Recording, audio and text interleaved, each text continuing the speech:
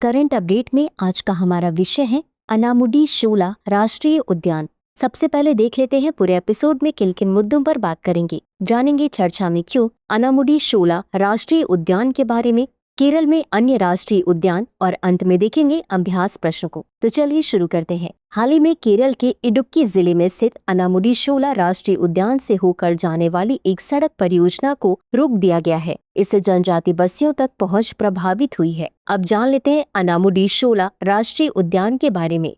स्थिति और भूगोल। यह स्थल दक्षिणी पश्चिमी घाट में स्थित एक जैव विविधता हॉटस्पॉट है, जिसे वर्ष 2003 में राष्ट्रीय उद्यान घोषित किया गया था। यह अनामलाई उपसमूह का हिस्सा है, जिसे यूनेस्को विश्व धरोहर स्थल के रूप में मान्यता प्राप्त है। यह प्रमुख संरक्षित वन क्षेत्रों से घिरा हुआ है, जैसे एराविकुलम राष्ट्रीय उद्यान, माथिक कीतटन शोला, पंपाडुम शोला, चिनार वन्यजीव अभ्यारण्य, कुरुंजीमाला अभ्यारण्य। इस राष्ट्रीय उद्यान में अनामुडी शिखर स्थित है, जो दक्षिण भारत का सबसे ऊंचा पर्वत है। यह पंबार और चिनार जैसी नदियों के जलग्रहण क्षेत्र का निर्माण करता है। जैव विविधता। यह उच्च स्थानिकता के साथ समृद्ध जैव विविधता का समर्थन करता है। यह उद्यान विविध प्रकार के वनों का आवास है, जिनमें शामिल है दक्षिणी उपोष्णकटिबंधीय पहाड़ी वन, दक्षिणी पर्वतीय आर्द्र शीतोष्ण वन, नम पर्णपाती वन। उद्यान की एक अनोखी विशेषता इसके घने शोला वन है, जो बौने वृक्षों और काई, शैवाल तथा बेलदार पौधों की प्रचुर वृद्धि से पहचाने जाते हैं। केरल में अन्य राष्ट्रीय उद्यान।